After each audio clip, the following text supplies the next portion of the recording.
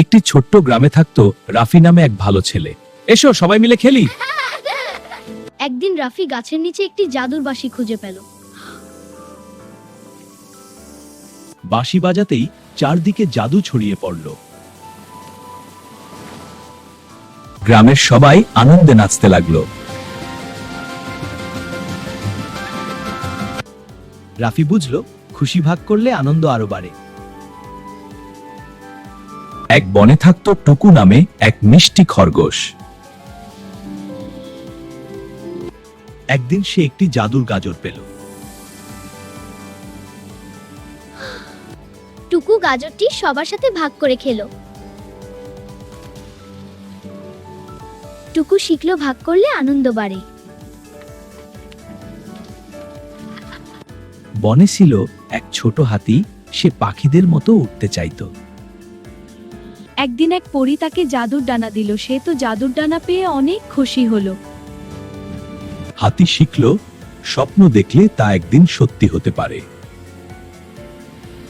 একটি সবুজ সুন্দর জঙ্গলে অনেক পশু পাখি সুখে শান্তিতে বাস করত।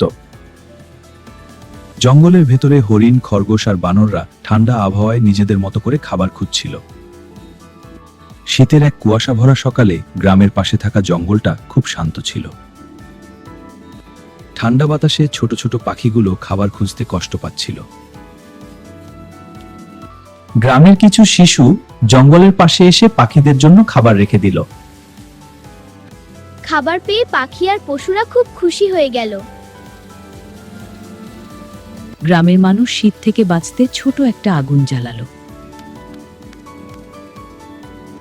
শীতের রাতে পশু পাখিরা একসাথে জঙ্গলে নিরাপদে থাকল। পরের দিন সূর্য উঠতেই জঙ্গল আবার প্রাণে ভরে উঠল। মানুষ যদি প্রকৃতি ও পশু পাখির যত্ন নেয়, তাহলে পৃথিবী আরো সুন্দর হয়। পাখিটি খুশি হয়ে উড়ে গেল। একটা বড় সবুজ জঙ্গলে অনেক পশু পাখি একসাথে বাস করত। সেখানে একটা ছোট সাদা খরগোশ ছিল, যে সব সময় আনন্দে লাফিয়ে বেড়াত। কিন্তু একদিন জঙ্গলের পুকুরের পানি শুকিয়ে যেতে শুরু করলো। আমার খুব তেষ্টা পেয়েছে। এখন আমরা পানি কোথায় পাবো? হ্যাঁ, পানির খোঁজ করতে হবে। আমরা সবাই খুঁজতো। একটি ছোট পাখি উঠতে উঠতে জঙ্গলের ভেতরে একটি ছোট ঝর্ণা দেখতে পেল। আমি একটি ঝর্ণা দেখেছি। সব পশু পাখি একসাথে ঝর্ণার দিকে রওনা দিল। কিন্তু পথে একটি বড় গাছ পড়েছিল। এটা কি করে এখানে এলো? আমরা কি করব? উড়ে যাই।